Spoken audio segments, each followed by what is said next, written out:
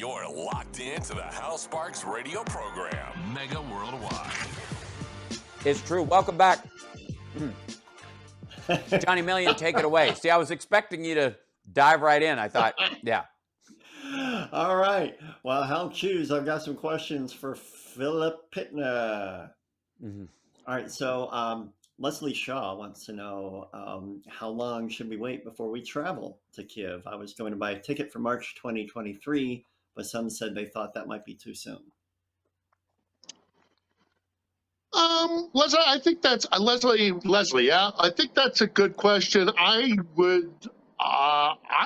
think you're okay with March 2023.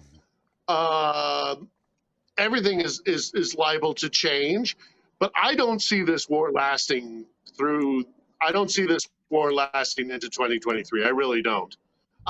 Hey, look, I don't have a crystal ball, but I think I don't think the Russians can sustain it.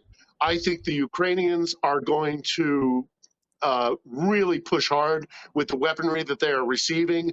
As I say, they're exhausted, but they still have more in them to fight this war because it's an existential threat. Look, it could go into 2023, but I think you're good with March. But just make sure it's fully refundable. Right on. Right. There's the vast majority of stories right now about the Russian military is how much they have lost and how quickly they are losing both personnel. It actually leads me to a question from Jordan Mills, where he says a report came out today saying that Russia has run out of modern weapons entirely, according to an independent military expert. Yeah, they're using. Yeah, they're having to pull out tanks from the 60s, like the 60s and 70s, stuff they mothballed back in the 80s, which means already at the 80s they were at the end of their viability, and they're having to pull those things out of mothball. So yeah, they're not doing well when it comes to their stockpiles. But I'm going to take a quick second and go back just briefly to Leslie's first question about coming here. Come to Ukraine. Everybody, when this war is over, come to this country. Help it rebuild. Give those tourism dollars. And also come and see one of the most amazing, new, vibrant countries on the European continent. Come here to Kiev. Go to Lviv. Go to the Carpathian Mountains. Go down to the Black Sea and the beauty of Odessa. You will not be disappointed. These people are lovely. They're hospitable. And they're gonna be so thrilled to see tourists come here because they are very proud of their country, and rightfully so. I've been coming here for 21 years, and I've never regretted it. This place is wonderful. So, Leslie, buy that ticket. There you go. So Ed's 3D Tech asks if the Crimean Bridge and the May 29th countdown website. Have you heard about this? I haven't heard about the countdown, but I know an awful lot about the bridge. What's the countdown about? That I don't have a follow-up question from Ed on. I will. Let me tell you about the bridge. And it's really interesting to talk about the bridge because there's been a lot of talk about whether or not Ukraine goes for the Crimean Peninsula itself. I think absolutely 100% they're going to try and take back the land bridge and the breakaway Donbass. They're going to take back Kherson. So that means that Russia will be back where it started when it comes to supporting the Crimean Peninsula, because they won't have the water supply, the canal that comes out of Kherson, and they won't have a land bridge going through the Donbass. That, I think, Ukraine is definitely going to go for, and I think has every chance to take back. Crimea gets tricky because the Russians do actually believe that it is now legitimately part of Russia, because they had that referendum. And for those of you just listening, I'm doing air quotes. Right. The referendum that they had in Crimea under the gun was it was faulty, to say that that's being charitable. But they do in Moscow believe it's part of Russia now. And so under Russian military doctrine, that's where they have justified the use of nukes. They've justified a lot more serious measures if their territorial integrity is threatened. And they do think Crimea is part of that. So do the Ukrainians push it all the way to try and take back Crimea? I know they want to, but will they? I don't know. But let me come back to this. And I know this is complicated, but it is a complicated situation. If the Ukrainians do take back that land that Russia doesn't claim, that Donbass and Kherson region, and just leaves Crimea, Crimea will wither on the vine because it is unsustainable, not least of which because the bridge is falling into the water. We've had U.S. Navy SEALs went down there in, I want to say, something like 2016. I was here. I met with a U.S. military liaison when I was doing reports here on one of my visits, and I met with this U.S. liaison officer, military liaison officer. He confirmed to me that SEALs had been down to the base, the foundations of the bridge, and the Kherson, the Strait of Kherson, which is between Russia and the Crimean Peninsula, is all silt. It's just, you can't build on it. The number of people have tried in the past, it's always failed. We have been down there and we've looked at the structure, not least of which because of the corruption in the country and everybody skimming off the top and their engineering not being really that great. But at the end of the day, that bridge is going to fall into the sea. So if they take back the Donbass, deny them the land bridge, deny them the water, but let them keep the peninsula because for fear that retaliation could be drastic. That's my thinking, not Kiev's. But I can see that scenario playing out, that either way, all they have to do is wait, because eventually Crimea will be totally unsustainable for them. Right. So what I think, Philip, what they were relating to was there was a countdown website that was counting down to May 9th, and then there may have been another one that was put up for May 29th about the destruction of that bridge, about somebody blowing it up, like a ominous website basically saying it was going to be blown up. The initial one on May 9th, you could argue that the Russians might have done that because they knew the Ukrainians wouldn't be in a position to do it, so it would look like a failed attempt, so it would look like something petered out. It's one of those things where it could have just been, it was obviously an act of propaganda. The question is by who? Currently, right now, to date, according to Pravda,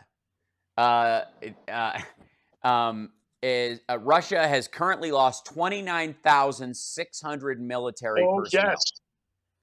Yeah, that's a heck of a thing. Yeah, the Ukrainians are saying over 30,000 dead, and for what? That's been their whole thing today, because they put that number out. They put the 30,000 number out there. I mean, that's just in less in this than amount of time. Yeah, in 92 days, 90 give or take days, they've lost 30,000 soldiers. KIA. How many wounded? Right. Or out of action, and is that on the capability arc? Are those the conscripts that don't know what they're doing, or your most well-trained soldiers and that are hard to replace and take 5 years to replace? 1,300 tanks, 1,315 tanks, 3,235 armored combat vehicles, 617 artillery systems like the howitzer stations and that in 92 days. No country could sustain that. No, we couldn't sustain that. If that had happened to us, there would be marches on the streets like you would not believe. But aside from that, just militarily, that's just that toll is just.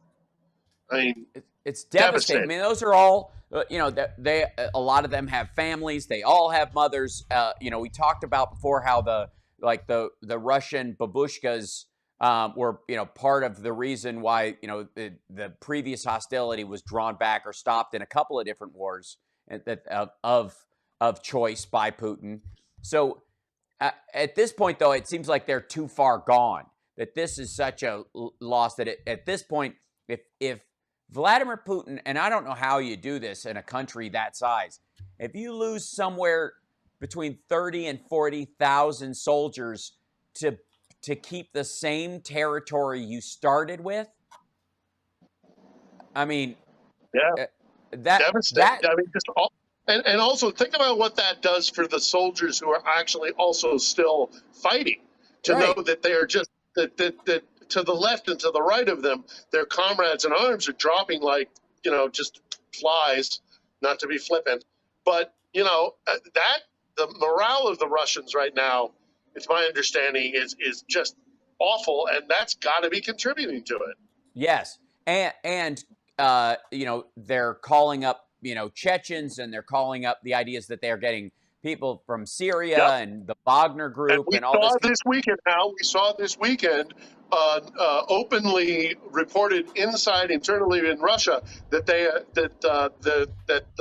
the Ministry of Defense in Russia is openly sending letters to the various oblasts, which would be equivalent to a state, and saying to the leaders of these little states, oblasts, get ready to start preparing to call up a different grade of conscript, people that maybe were trained 20 or 30 years ago in a short kind of like almost like a officer training corps, or like a what's the corps that we have in the States at universities? Oh, ROTC. Yeah. ROTC. Okay, so the equivalent of an ROTC 20 or 30 years ago, and these guys are being considered to be potentially called up? And as infantrymen, not as military planners because they went to college and studied, military planning. It's absurd. That also, you're talking about whatever 112,000 troops, or personnel, not even troops, gathered at the border. There is every reason to believe this is half of or more of their fighting force, because you have, fighting soldiers, and then you have people who are, logistical and who are driving trucks, and, a lot of those guys have been wiped out as well. But this is a good portion of their actual fighting men. And maybe you can pull from Siberia and some of the eastern parts because they don't know any better. And they've been BS'd into thinking that this is, we're being attacked. They don't have great minds. Right. But, they're not losing a lot. No. So this is, like right now, there's this big push to, encircle the Ukrainian troops. I have to say, I think this is a bit of a rope-a-dope.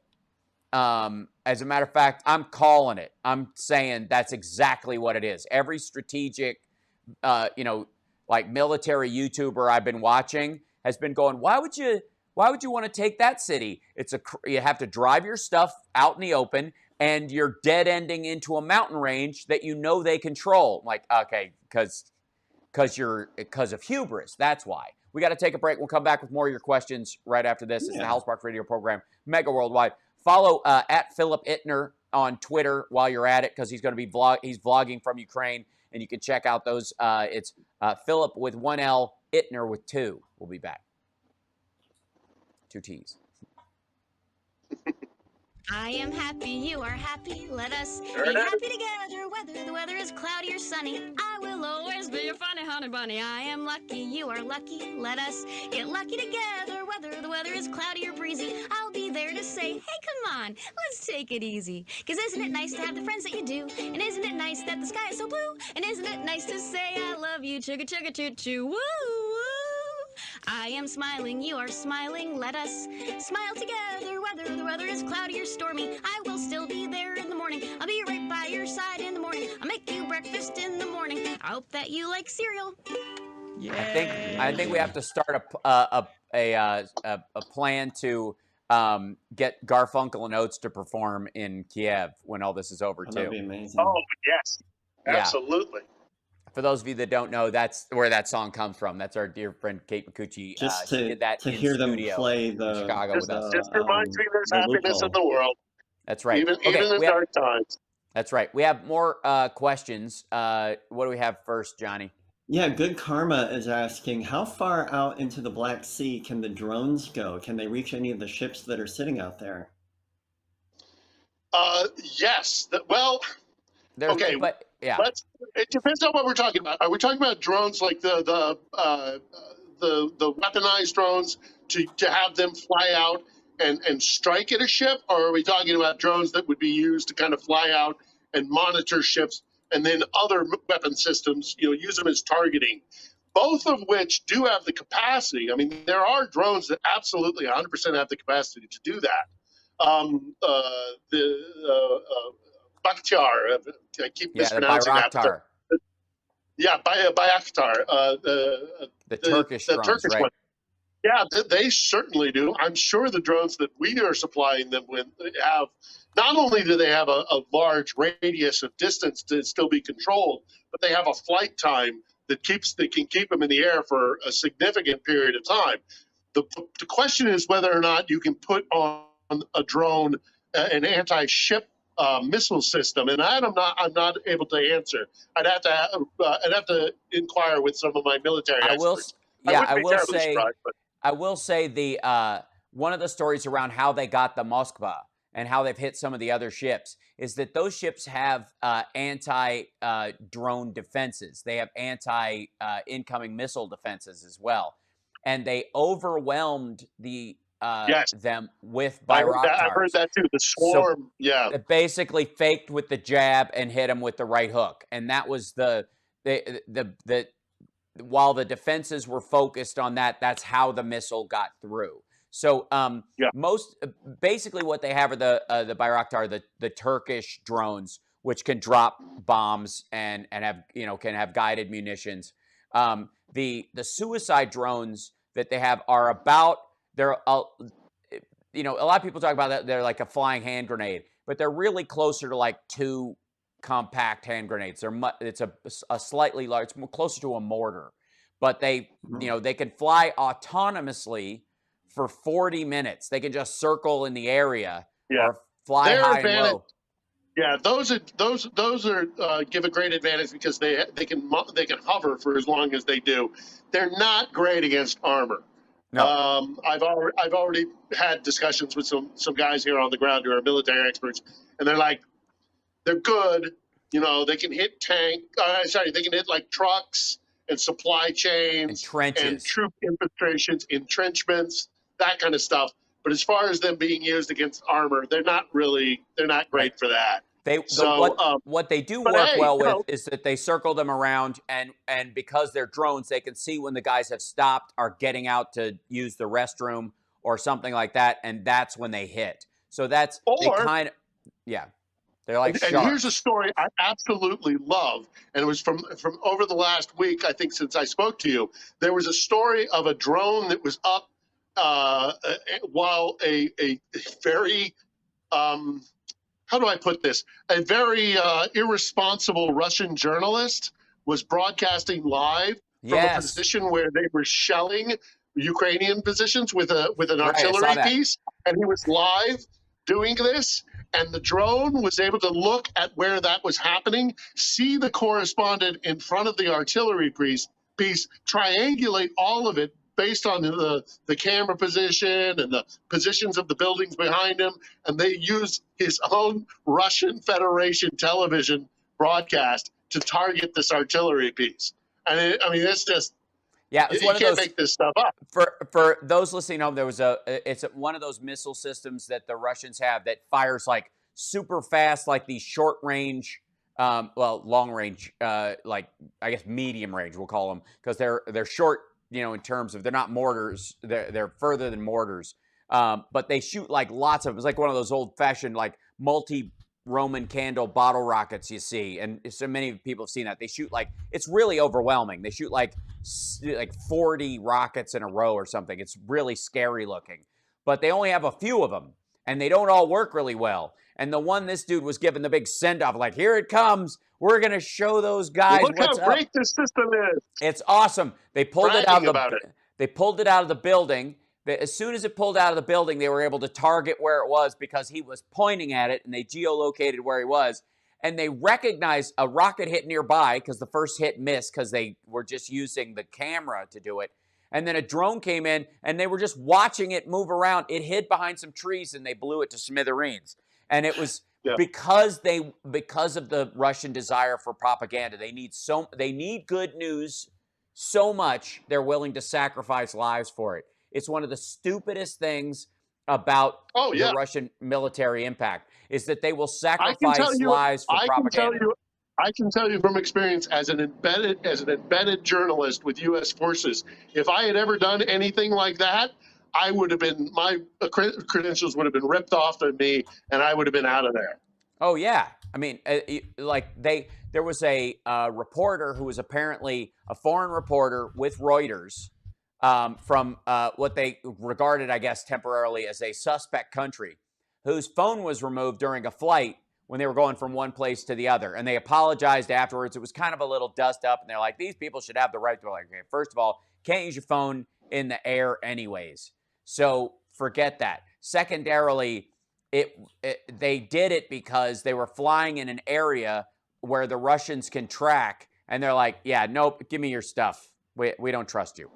And we'll trust you when we're on the ground safe. And that's because even if he doesn't mean to, he could be stupid about it because he's trying to present this storyline. So his priority is to get the news out and to satisfy his newsroom back in wherever. Yeah. The military's objective is to kill Russians and to stay safe and alive doing it. Right. Yeah. So, the two different priorities. And I don't think the guy's, maybe he wasn't malicious or purposefully just regarding security concerns. He might have just been dumb. And it also doesn't matter for all practical purposes at that point. There, it's the effect is the same whether you're evil or stupid. And more than likely, I've had my stuff taken off of me. I had my stuff during the invasion of Iraq. I'll tell you the story some other time because we're running low on time here.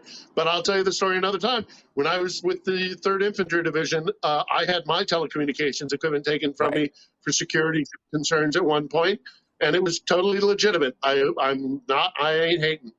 Yeah, it's not surprising. We got 2 minutes left, so Johnny, do we have a one more question we can get a quick answer to? Yeah, here's a quick one. Aloysius is asking, what's across the street behind you? Are there shops?